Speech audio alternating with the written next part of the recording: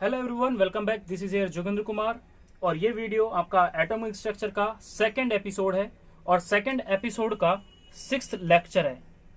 इस 6th lecture में आपको ये सारे के सारे प्रिंसिपल जिनसे हर साल इनडायरेक्टली कहीं ना कहीं आपसे इनसे क्वेश्चन पूछा जाता है, जो बहुत इंपॉर्टेंट भी है, जिसमें से मोस्ट इंपॉर्टेंट आपके फर्स्ट दो हैं जिनसे पूछा गया है क्वेश्चन। एक रिसेंटली आपने देखा होगा कि पॉलिश एक्सक्लूजन प्रिंसिपल का लास्ट 2017 का क्वेश्चन भी है, जो 2017 में इसमें पूछा गया है। तो मतलब यह है कि इन तीन चारों से, यानी जो ये चार प्रिंसिपल है, इन चार प्रिंसिपल से आपको बहुत सारे ऐसे इंपॉर्टेंट क्वेश्चन मिलेंगे जो आपके निट के लिए एक कंसेप्ट को क्लियर करते हैं कि अगर इनसे क्वेश्चन आता है तो आप उसको पूरा कैसे कंप्लीटली करेंगे और अच्छे से कैसे जानेंगे। तो पहले first of all we detail here the Heisenberg uncertainty. तो अब हम बात कर रहे हैं जो आपको चार प्रिंसिपल आपने अभी तक लिखे थे लास्ट, उन चार में से सबसे most important Heisenberg uncertainty principle के बारे में डिस्कस करते हैं। इस प्रिंसिपल के अकॉर्डिंग क्या था? According to this principle, according to this principle, इस प्रिंसिपल के अकॉर्डिंग क्या था, तो आप वो चीज लिखें। आप इस प्रिंसिपल के अकॉर्डिंग ना तो आप एग्जैक्ट वेलोसिटी, सॉरी वेलोसिटी बाद में बात करेंगे, एग्जैक्ट पोजीशन या exact momentum, exact momentum, momentum का फॉर्मूला होता है m इंटू डेल्टा वी, लेकिन इसमें भी मोमेंटम में भी क्या, exact velocity, exact velocity of moving electron, किसकी? मूविंग इलेक्ट्रॉन की। इन दोनों को आप साइमल्टेनियसली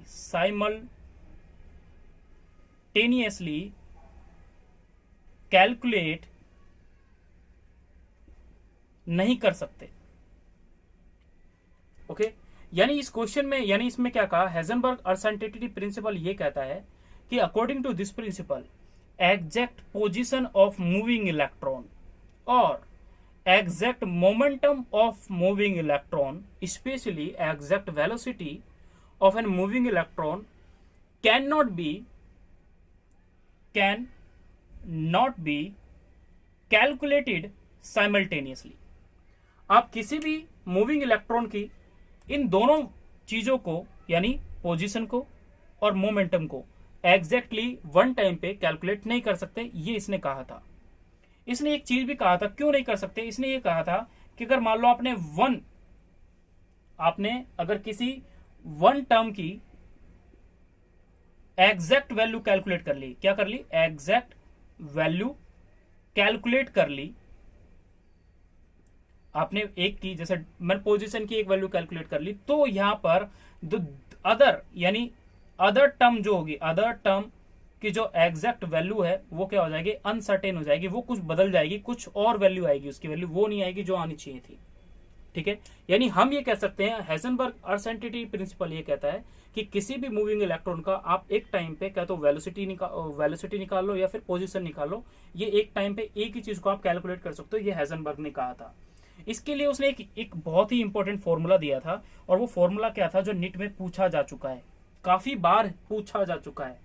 ठीक है, तो वो क्या था, तो वो देखें।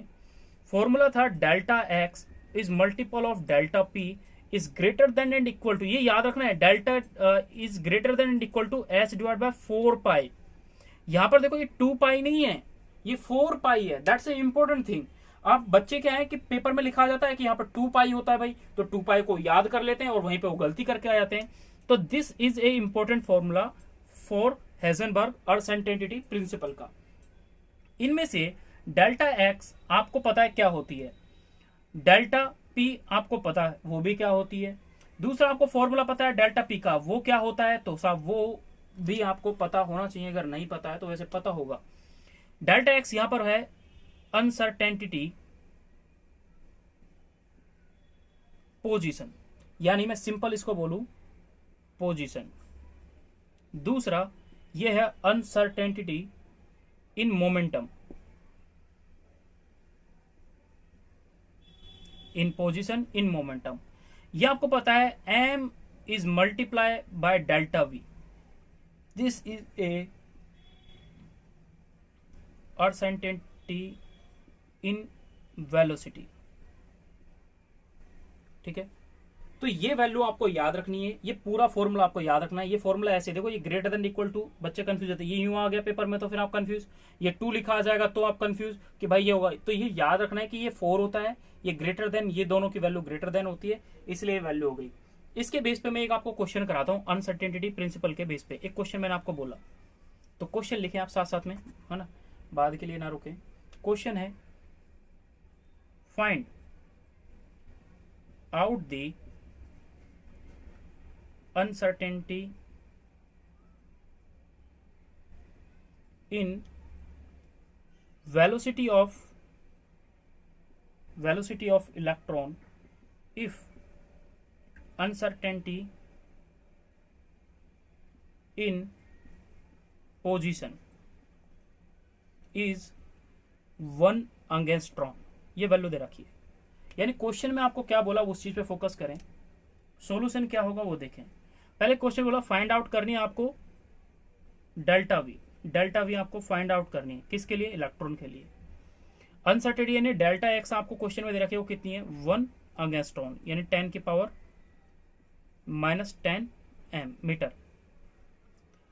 अब फॉर्मूला होता है साहब, delta x is multiply by delta p is equal to होता है, is greater than and equal to, मैं इसको इक्वल कर देता हूं, is equal to 4 divide by, क्योंकि ग्रेटर देन इक्वल टू बोल दिया ना, तो ये वैल्यू होती है h बाय 4 पाई, ये वैल्यू होती है। अब h बाय 4 पाई होती है और मुझे ये भी पता है कि इसकी वैल्यू क्या होती है, तो मैं इस फॉर्मूले को ऐसे भी लिख सकता हूं, delta x is multiply by m is multiply delta v is equal to h by 4 pi. Now value of this you know about that, the value of this is equal to, हम metre में लिखेंगे सबको क्योंकि kilogram metre ये सब, तो 10 की power, हमें वेलोसिटी फाइंड आउट करनी है, तो 10 की power -10 is multiply what is the mass of electron, क्योंकि इलेक्ट्रॉन के लिए पूछ रहा है इसलिए मास ऑफ इलेक्ट्रॉन 9.1 इंटू 10 की power -31 kilogram is multiple of delta v is equal to है h बाय 4 पाई। अब इस h बाय 4 पाई की जो वैल्यू है उसको आप कैलकुलेट कर लो, वैल्यू कितनी होती है, और फिर इस डेल्टा वी से, डेल्टा वी की आप वैल्यू h, यानी इसकी h की वैल्यू पुट करें, 6.6 इंटू 10 की power -34 is divided bye 4 into 3.14 is multiply, 10 की पावर नीचे आएगी तो मैं 9.1 को यहीं रहने दे रहा हूं, इज मल्टीप्लाई, इन दोनों की वैल्यू ऐड हो जाएंगे तो हो जाएगा 10 की पावर 41 प्लस का। Now you find out the velocity of that question, okay, and this value is equal to delta v, जो आपका आएगा answer, delta v is equal to आएगा आंसर, चेक करना, 5.7 इंटू 10 की पावर 5 मीटर पर second, ये आपके पास आंसर आएगा। ओके, तो वैल्यू आपने यहाँ पे फाइंड करा, एक इस टाइप से आपसे क्वेश्चन पूछ लिया जाए, ठीक है। एक और क्वेश्चन कर लेते हैं, ठीक है, एक क्वेश्चन मैं आपको दे दूंगा करने के लिए, आप उसको खुद करना। इसका सेकंड क्वेश्चन क्या है, सेकेंड क्वेश्चन ये है, kinetic energy of moving electron is 2.5 into 10 की power -24 joule. Find out the de Broglie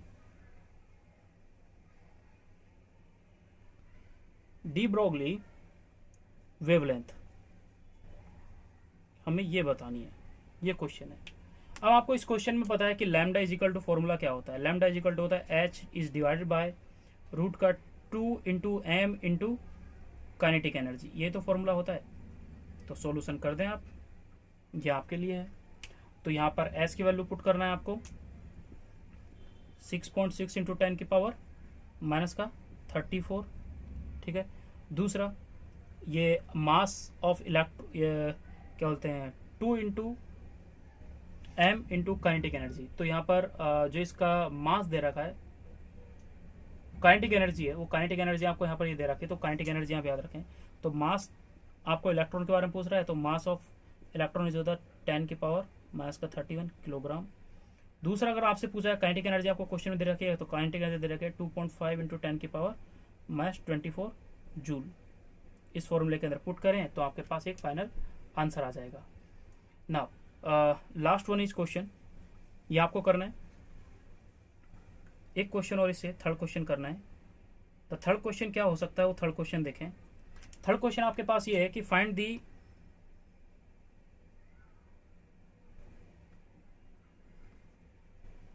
de Broglie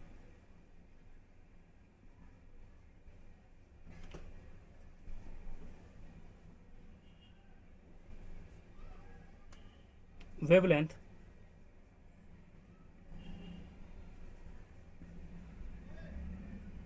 associated with cricket ball of 150 gram moving with velocity 25 metre पर सेकेंड। सॉल्यूशन आपको करना है। ये सारे क्वेश्चन डी ब्रोगली के ऊपर हैं जो आपने पहले का भी पढ़े हैं। इसके लिए इक्वेशन है lambda is equal to s divide by m v. ठीक है, ये फॉर्मूला यूज करना है। ये नीट में पहले का भी एपीएमटी हुआ करता था, उस एपीएमटी में बहुत बार ये क्वेश्चन पूछा गया है, बहुत बार पूछा गया है। तो इस क्वेश्चन को आप फोकस करें, याद करें, ये क्वेश्चन आपसे पूछा जाता है। Now we detail about the second principle, that is aufbau principle. Now second principle is aufbau principle, हम उसके बारे में डिस्कस करेंगे।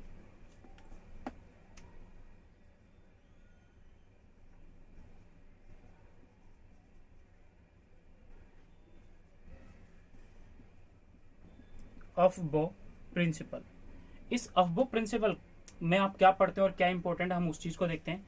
फर्स्ट ऑफ ऑल आपको ये वर्ड याद रखना है कि ऑफ बो का मतलब क्या होता है। ऑफ बो ये एक जर्मन वर्ड है। ठीक है, ये क्या है, जर्मन वर्ड है। इस जर्मन वर्ड का मतलब होता है, जर्मन वर्ड है, इस जर्मन वर्ड का मतलब होता है to build up. To build up, किसी चीज को तैयार करना, टू बिल्ड अप। ठीक है, इस प्रिंसिपल के अकॉर्डिंग क्या था, अकॉर्डिंग टू दिस प्रिंसिपल, इस प्रिंसिपल के according electrons are filled in orbitals in increasing order of energy के इंक्रीजिंग ऑर्डर के बेसिस पे इलेक्ट्रॉन को फिलअप किया जाता है। ठीक है, तो उसके लिए क्या बोलते हैं, ऑफ वो प्रिंसिपल अप्लाई होता है। वो कैसे होता है तो हम वो देख लेते हैं एक बार। तो इसमें ये कहा गया कि फर्स्ट इलेक्ट्रॉन वो वाला इंटर करेगा, यानी इसके लिए कुछ दो डिफरेंट पॉइंट थे, यानी energy of different atomic orbital जो होती है वो डिपेंड करती है दो डिफरेंट पॉइंट पर। जैसे वो हम लिख लेते हैं, वो डिफरेंट दो पॉइंट कौन से होते हैं हम उनके बारे में डिटेल करते हैं। तो आपको लिखना है क्या, हेडिंग लिखनी है ये वाली, energy of different atomic orbitals depend upon following two different point। दो डिफरेंट पॉइंट है, उन दो पॉइंट्स के ऊपर ये पूरी एनर्जी डिपेंड करती है।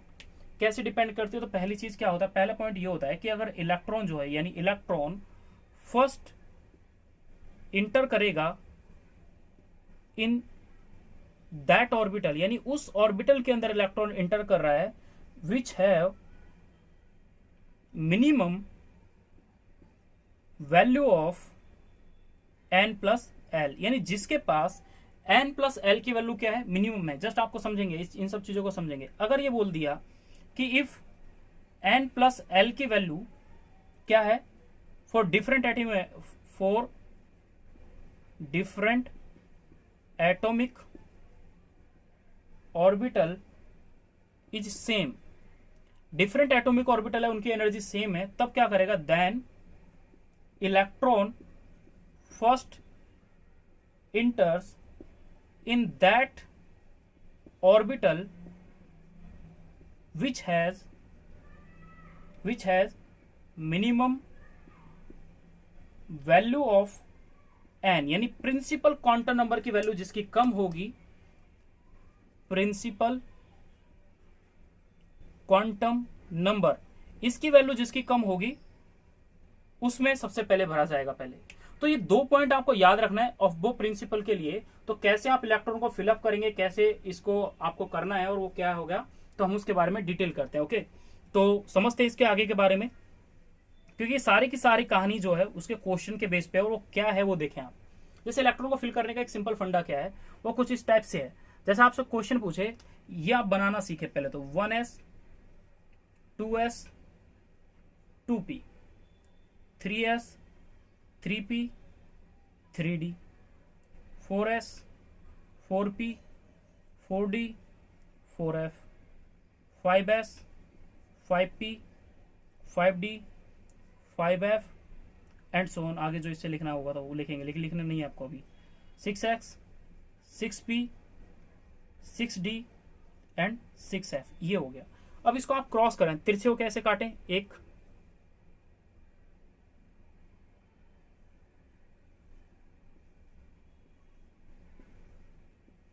जब आप ऐसे क्रॉस कट करेंगे तो ये ऐसी लाइन कटेगी आपको। तो इसका मतलब क्या है, ये एक एनर्जी का सीक्वेंस है। अगर आपको कभी इलेक्ट्रॉन फिल करने हैं, कभी भी आपको इलेक्ट्रॉन फिल करना होगा, तो आप इसके बेसिस पे इलेक्ट्रॉन को फिल करेंगे। यानी आपको ये चीज याद रखनी है, एस के अंदर 2 इलेक्ट्रॉन होते हैं, पी के अंदर 6 इलेक्ट्रॉन होते हैं, डी के अंदर 10 इलेक्ट्रॉन आते हैं, एफ के अंदर 14 इलेक्ट्रॉन आते हैं। यानी 14 में से कुछ भी हो सकते हैं, कम हो सकते हैं, लेकिन 40 से ज्यादा इलेक्ट्रॉन नहीं बढ़ सकते। एस के अंदर 2 से ज्यादा इलेक्ट्रॉन नहीं बढ़ सकते, पी के अंदर 6 से ज्यादा इलेक्ट्रॉन नहीं बढ़ सकते, और डी के अंदर 10 से ज्यादा इलेक्ट्रॉन नहीं बढ़ सकते।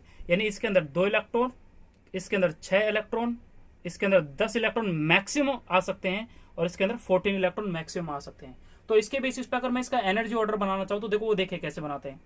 जैसे यहां पर आपको ये बोल दिया, तो इसमें आपने क्या देखा, इस 1s से आप पहले इस पे गए, तो पहला मैं लिखूंगा यहाँ पे, सीक्वेंस लिखता हूं आपको समझाने के लिए।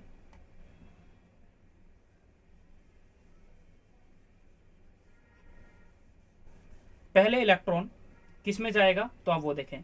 पहले इलेक्ट्रॉन 1s में गया, 1s के बाद आप इस एरो से किस में आ गए, 2s में आ गए, यानी 2s में गया फिर इलेक्ट्रॉन, फिर 2s से ये फिल हो गया, फिर इसके बाद यहाँ पे जाएंगे, क्योंकि 2s के बाद 2p आएगा तो फिर 2p पे इलेक्ट्रॉन आ गया। लेकिन अब 2p इलेक्ट्रॉन को कहाँ लेके आ गया, 3s के पास लेके आएगा, तो 3s पे जाएंगे, फिर 3s में इलेक्ट्रॉन भरा जाएगा, यानी इसके अंदर 2 इलेक्ट्रॉन भरे पहले, फिर इसके अंदर s के अंदर भी 2 इलेक्ट्रॉन, p के अंदर फिर 6 इलेक्ट्रॉन, s के अंदर फिर 2 इलेक्ट्रॉन।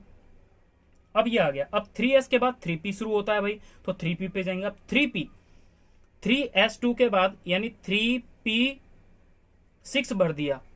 अब देखो p के बाद ये एरो जो है वो इसको कहां लेके जा रहा है, नीचे की ओर लेके जा रहा है, यानी ये एरो इसको इधर लेके आ रही है। एरो को ध्यान रखना है आपको, ये एरो इसको 3d पे नहीं लेके जा रहा है, d के पास नहीं लेके गया। इलेक्ट्रॉन अब किस में भरे जाएंगे, 3d से पहले 4s में भरे जाएंगे, 4s में भरे जाएंगे। फिर इलेक्ट्रॉन किस में भरे जाने हैं, 3d में, क्योंकि इसके बाद तो कुछ है नहीं। तो इसके बाद अब किसकी वैल्यू शुरू हो जाएगी, 3d की। अब 3d के बाद ये लाइन चलनी है। अब आप 4s में नहीं जाएंगे, अब जाएंगे 4p में, फिर 4p के बाद 4d आना चाहिए, लेकिन इलेक्ट्रॉन अभी किस में भरेंगे फिर एनर्जी, इसमें जाएंगे, यानी इसमें 10 आ गए, तो इसके बाद किसकी वैल्यू आएगी, इस पे गए तो इसके बाद इसमें जाएंगे तो 4p, फिर इसमें 6 इलेक्ट्रॉन आ गए, फिर जाएंगे आप। अब 4p के बाद इस पे जाना चाहिए था आपको, तो लेकिन आप कहां चले गए इस एरो के अकॉर्डिंग, 5s पे। तो यही तो एक एनर्जी का भरने का रूल था, जो ऑफ प्रिंसिपल के बाद में आपने लास्ट में इससे पहले 2 इलेक्ट्रॉन के बारे में लिखा था, तो वहां पे लिखा था n+l। तो n आपके पास प्रिंसिपल क्वांटम नंबर था, l वहां पर एजीम्यूथल क्वांटम नंबर था। इस बेसिस पे इलेक्ट्रॉन को फिलअप किया जाता है, ठीक है। तो n+l रूल क्या होता है, तो मैं आपको समझा देता हूं साहब। तो अब उस चीज पे फोकस करें, ठीक है। अब क्या है वो देखें। जैसे मैंने ये बोल दिया कि यहां पर वैल्यू ऑफ आपको n दे दी, दूसरा यहां पर मैंने लिख दिया वैल्यू ऑफ, यहां मैंने l लिख दिया, यहां पर मैंने n प्लस वैल्यू अप्लाई करा, और यहां पर हमने बात कर ली ऑर्बिटल, यहां पर हमने बात कर ली किसी ऑर्बिटल की। अब मैंने यहां पर पूछा कि अगर मुझे इसके अंदर बताना है तो मुझे यहां पर एक एक वैल्यू के बारे में बताना है, यानी मुझे n की वैल्यू अगर क्वेश्चन में 1 दे रखी है, n की वैल्यू क्वेश्चन में 1 दे रखी है, l की वैल्यू मेरे को क्वेश्चन में फिर 0, अगर इसकी वैल्यू 0 तो 1 + 0 कितनी हो जाएगी, 1 हो जाएगा। तो ऑर्बिटल फिर यहां पर क्या आएगा, 1s, यानी n ये रहा l 0, तो 0 किसके लिए होता है, s के लिए होता है, या पीछे से पढ़ते आ रहे हो।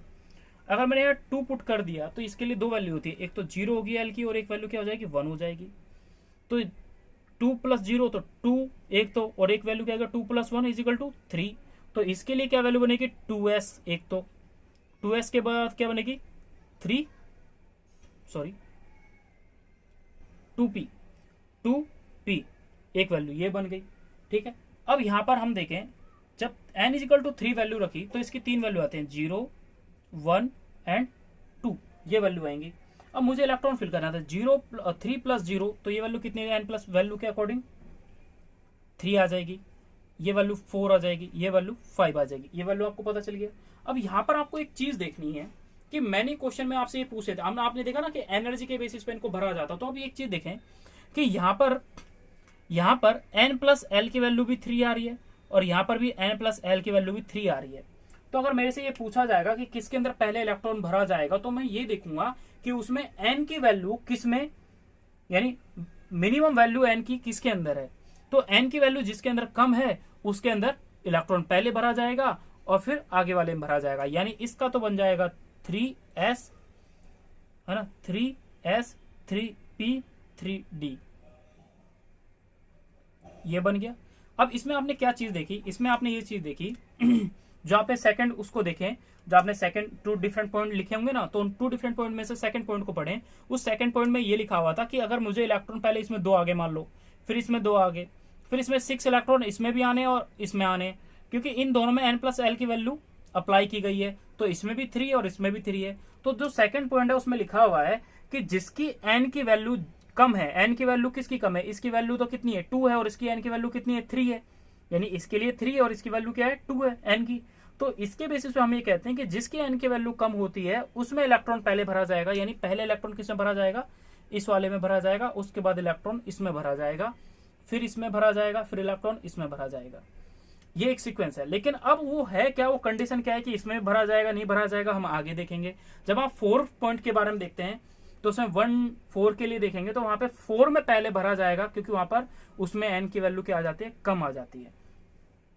ठीक है, तो अभी फिलहाल आपका ये जो पॉइंट है जो आपने अभी तक यहाँ देखा, ये बेसिकली एक थोड़ा इंपॉर्टेंट होता है, उसको समझना होता है।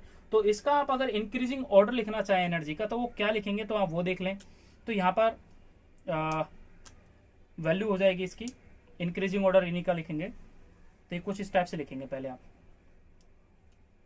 1s, फिर 2s में इलेक्ट्रॉन, फिर 2p में इलेक्ट्रॉन, फिर 3s में इलेक्ट्रॉन, फिर 3s के बाद 3p में इलेक्ट्रॉन, फिर से आगे जब आप करेंगे तो वहां पर 4s में इलेक्ट्रॉन भरा जाएगा, फिर भरा जाएगा 3d में।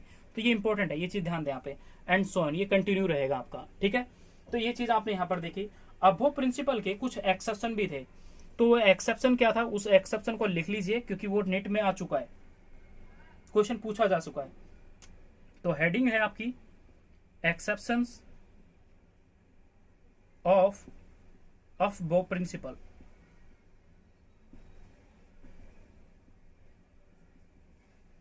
अब वो है कैसा वो देख लें। पहला आपको ये लिखा हुआ है क्रोमियम 24, इसकी जो इलेक्ट्रॉनिक कॉन्फ़िगरेशन होनी चाहिए वो होती है 4s2 × 3d⁴, ये होनी चाहिए, जबकि ये गलत है। एक पढ़ते हो जब आपको केमिकल बॉन्डिंग में पढ़ाऊंगा तो उस केमिकल बॉन्डिंग में मैं आपको हाफ फील्ड और फुल फील्ड वाला फंडा पढ़ाऊंगा। तो वहां पे हाफ फील्ड क्या होता है और फुल फील्ड का भी एक इंपॉर्टेंट रोल होता है कि हाफ फील्ड जैसे d ऑर्बिटल है तो ऐसा कहा गया कि इस d ऑर्बिटल में 5 सब सेल होते हैं। 5 सब सेल में इसमें एक इलेक्ट्रॉन आ गया, इसमें एक इलेक्ट्रॉन आ गया, इसमें एक इलेक्ट्रॉन आ गया और इसमें एक इलेक्ट्रॉन आ गया, यानी इसके 4 इलेक्ट्रॉन मैंने फिल कर दिए। और एक बोल रहा है 4s, तो 4s ही लिख दिया, 4s में 2 इलेक्ट्रॉन भर दिए। तो इसकी एक तो स्टेबिलिटी देख लें आप, है ना, एक इसकी स्टेबिलिटी देख लें और एक इस वाले की स्टेबिलिटी देख लें।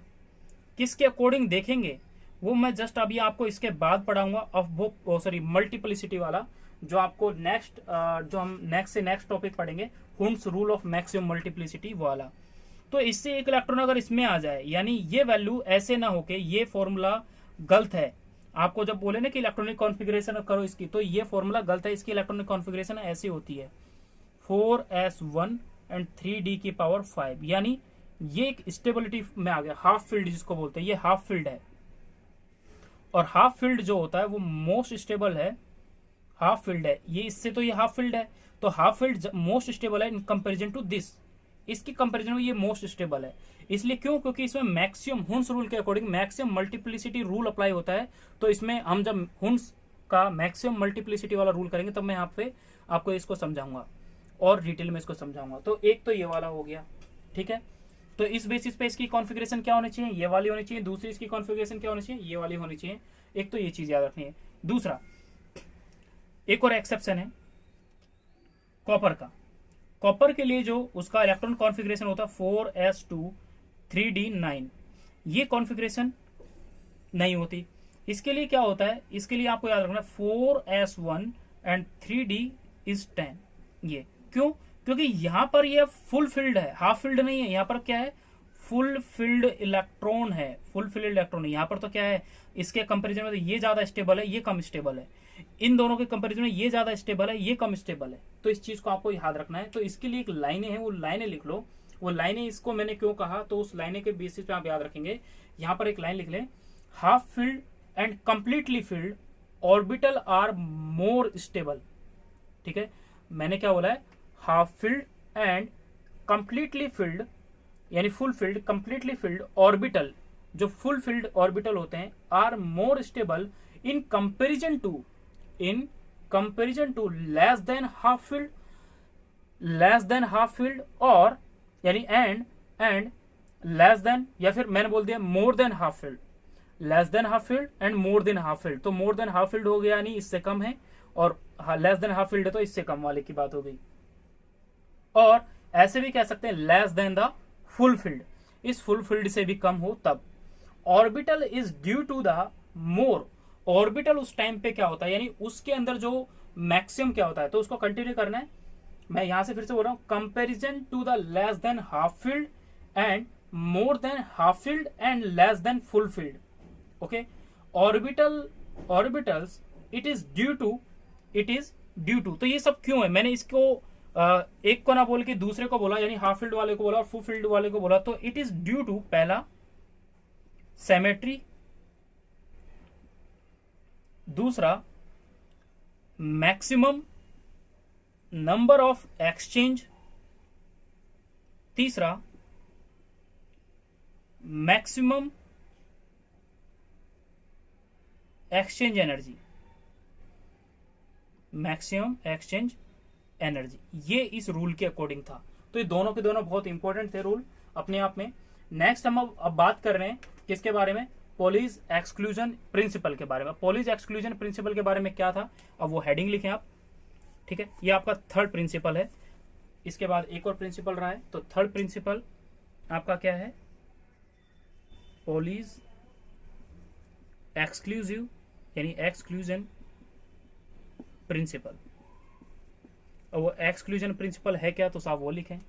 इसके अकॉर्डिंग क्या था, अकॉर्डिंग टू इस प्रिंसिपल का मतलब था कि कोई भी दो इलेक्ट्रॉन जो होते हैं किसी भी एटम के, उनकी जितनी भी क्वांटम नंबर यानी 4 क्वांटम नंबर आइडेंटिकल नहीं हो सकते। यानी अकॉर्डिंग टू इसका मतलब ये था कि ये स्टेट करता है कि no two electron have the same quantum number. ये स्टेट करता है this according to this principle, कोई भी एटम हो, यानी कोई भी एटम हो, no two electrons of an atom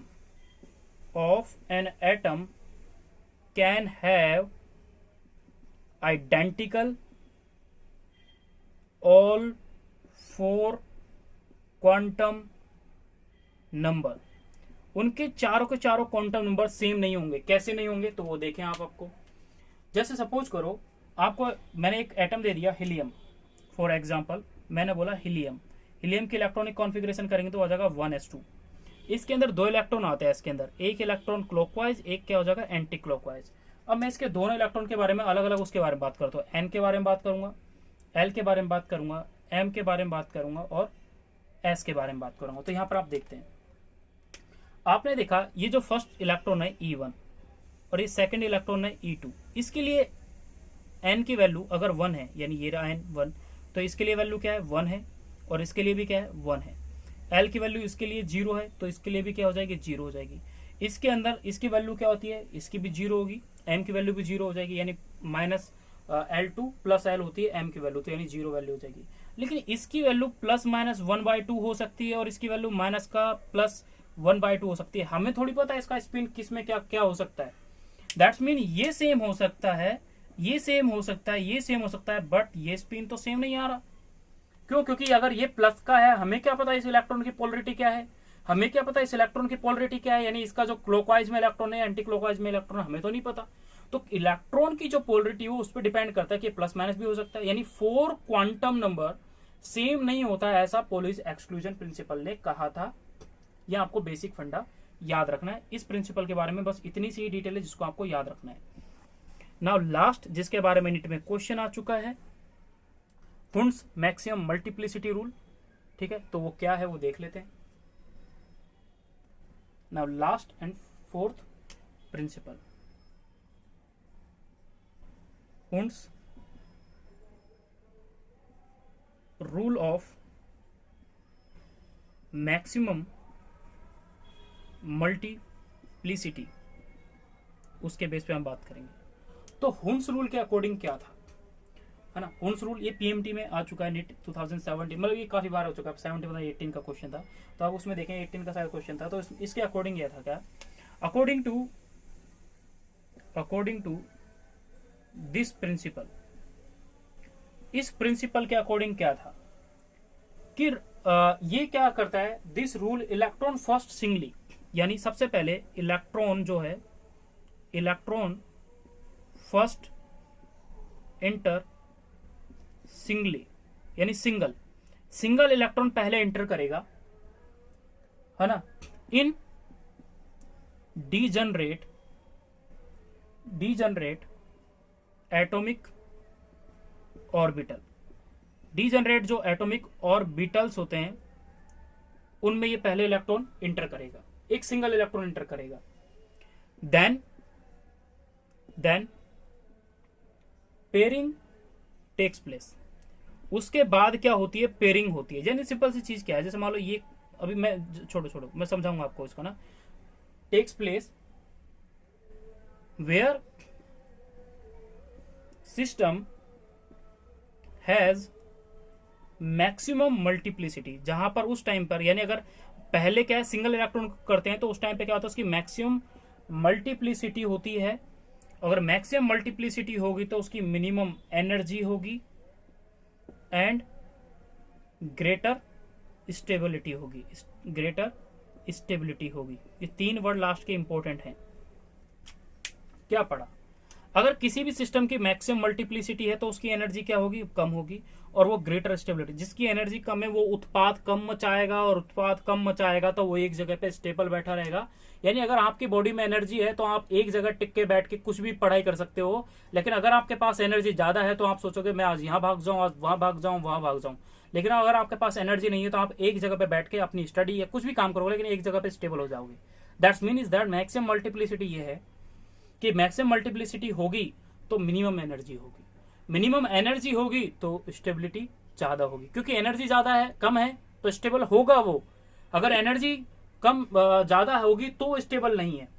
ठीक है, तो इस चीज से आपको याद रखना है। जैसे अब क्या होता है, मैंने आपको बोला जैसे अब कई बार ये भी चीज देखा जाता है कि स्टेबिलिटी हाफ फील्ड और फुल फील्ड की, यानी किसी भी सब सेल के अंदर वो मैक्सिमम होती है। जैसे मैं भी आपको सब समझाना चाहूँ, डेफिनेशन आपने लिख ली होगी, तब डेफिनेशन के बाद इसके बारे में थोड़ा समझ लिया जाए। इसमें ये कहा जाता है कि जो स्टेबिलिटी है, स्टेबिलिटी होती है of half and full field orbitals.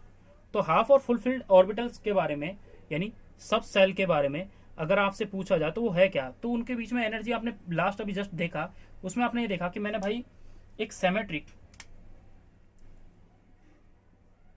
एक ये बना दिया, एक मैंने ये बना दिया। अब इनमें हम नंबर ऑफ इलेक्ट्रॉन्स को फिल करते हैं। नंबर ऑफ इलेक्ट्रॉन को फिल करेंगे तो इसके अंदर एक इलेक्ट्रॉन, दूसरा इलेक्ट्रॉन, तीसरा electron, fourth electron, fifth electron. ये क्या है, हाफ फील्ड है। ये क्या है, हाफ फील्ड है। और ये वाला क्या है, फुलफिल्ड है, लेकिन भरा तो है नहीं आपने, तो ये लोग भर देते हैं ना, फुलफिल्ड है। लेकिन इसमें भी इलेक्ट्रॉन कैसे भरे गए, पहले भरा गया एक इलेक्ट्रॉन, फिर एक इलेक्ट्रॉन, फिर एक इलेक्ट्रॉन, फिर एक इलेक्ट्रॉन, जब इसके पांचों फील्ड हो जाते हैं फिर नेक्स्ट इलेक्ट्रॉन भरा जाता है, ये वाला। इस टाइप से इलेक्ट्रॉन भरे जाएंगे, यानी सिंगल इलेक्ट्रॉन, पहले सिंगल सिंगल इलेक्ट्रॉन भरे, उसके बाद उनकी पेयरिंग करी। तो ये दोनों के दोनों क्या होते हैं, सिमेट्रिक होते हैं, जिसके वजह से इनकी स्टेबिलिटी क्या होती है, स्टेबिलिटी इनकी क्या होती है, हाई होती है। याद रखेंगे आप, ठीक है। अब हम इसके बारे में भाई इसका एक मल्टीप्लिसिटी जो रूल है वो देख लेते हैं। ये भी अभी आपने देखा कि कैसे आप मल्टीप्लिसिटी रूल को फाइंड आउट करेंगे, तो आप देख लें। पहला क्या होगा, आपको multiplicity of system is calculated as, इसके लिए फॉर्मूला एक, पहला 2s+1 और दूसरा फॉर्मूला है n+1।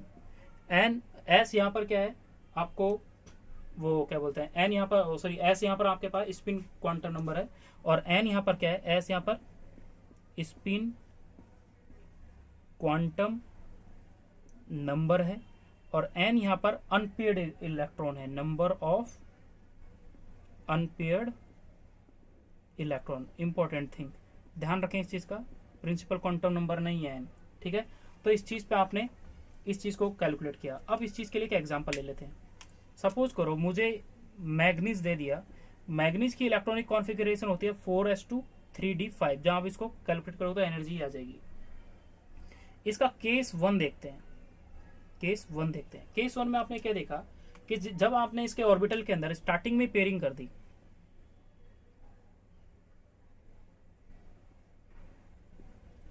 ये ऑर्बिटल है, तो इसके अंदर आपने स्टार्टिंग में इसकी पेयरिंग कर देते, एक इलेक्ट्रॉन की पेयरिंग ये करती, यानी 5 इलेक्ट्रॉन ना, तो इनकी पेयरिंग ये कर दी।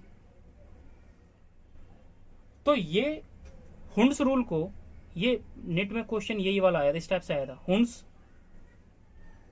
रूल को नॉट फॉलो, हुंस रूल को ये फॉलो नहीं करता, ये वाला नहीं फॉलो करता, ठीक है, ये फॉलो नहीं करता।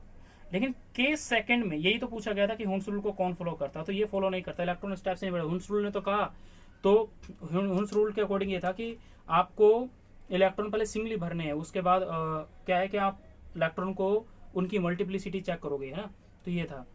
अब इसमें इसके आप नंबर ऑफ इलेक्ट्रॉन चेक कर सकते हो, यानी इसके अंदर इसकी मल्टीप्लिसिटी चेक कर सकते हो। तो मल्टीप्लिसिटी आप कैसे चेक करोगे इसके लिए, तो इसकी मल्टीप्लिसिटी हो जाएगी, multiplicity is equal to, formula होता है 2, मतलब n+1 होता है, n+1, number of unpaired electron is equal to 1 × 1 is equal to 2। तो इसके अंदर कितनी वैल्यू आई, 2 आई, यानी maximum multiplicity of that atom is 2। ये आ गई इस केस के अकॉर्डिंग। केस 2 देखते हैं, इसमें इसने क्या किया, इलेक्ट्रॉन को सिंगली फिल करा, सिंगल सिंगल इलेक्ट्रॉन को फिल करा। और सिंगल सिंगल अगर इलेक्ट्रॉन को फिल करता तो एक, दूसरा इलेक्ट्रॉन, तीसरा इलेक्ट्रॉन, चौथा, पांचवा, इस टाइप से इसने इलेक्ट्रॉन को फिल किया। तो इसने हुंस रूल को फॉलो किया, यानी ये क्या फॉलो करता है, follow हुंस rule.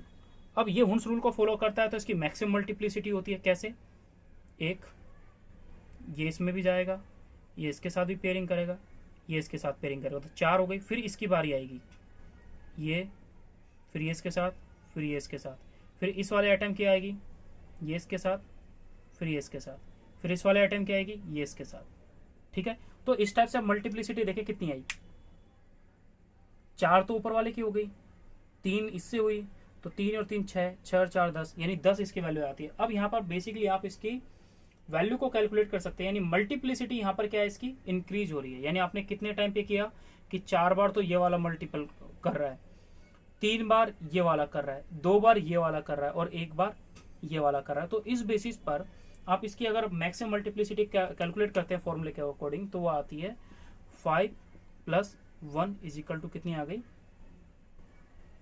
6। 5 number of unpaired electron is equal to 5 + 1 is equal to 6। ये इस प्रिंसिपल के अकॉर्डिंग आप इसको फॉलो करते हो और मैक्सिमम मल्टीप्लिसिटी किसी भी एटम की इस टाइप से कैलकुलेट कर सकते हो।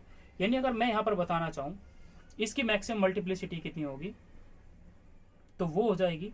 इसके अकॉर्डिंग तो 6 है, ठीक है, किसी भी एटम की 6 इसके अंदर एटम की बात कर रहे हैं, लेकिन आपके पास ये टोटल कितना आ रहा है, 10 आ रहा है। तो उसके लिए आप कैसे करेंगे, ये वाला यानी मैक्सिमम मल्टीप्लिसिटी अगर आपको चेक करनी है तो वैसे भी चेक कर सकते हो और इस फॉर्मूले से भी चेक कर सकते हैं, बट फॉर्मूले से थोड़ा आपका हम उस स्पेस को नहीं कह सकते, ठीक है। तो कैसे करेंगे, क्या करना है, वो भी आप चीज़ देख सकते हो कि एक एक की अगर पेयरिंग करी तो यानी ये वैल्यू आपके पास आई, ठीक है। Now your हुंस rule and maximum multiplicity जो है ये कंप्लीट हुआ। इसके बाद ये चैप्टर आपका मतलब हम नेक्स्ट उसमें बोलेंगे तो जो भी है कंप्लीट हो जाएगा। और जब नेक्स्ट आप पढ़ लोगे एनएलएम के बारे में, यानी स्फेरिकल नोड के बारे में और रेडियल नोड के बारे में, यानी स्फेरिकल नोड रेडियल नोड एक होता है, और एंगुलर नोड के बारे में, तब ये आपका चैप्टर फिनिश हो जाएगा।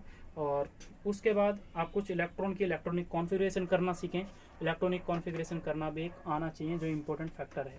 ओके, तो दोस्तों thank you for watching video, और वीडियो आपको अगर अच्छा लगे, ये आपका चैप्टर फिनिश हो जाएगा नेक्स्ट वीडियो में। And thank you for your support.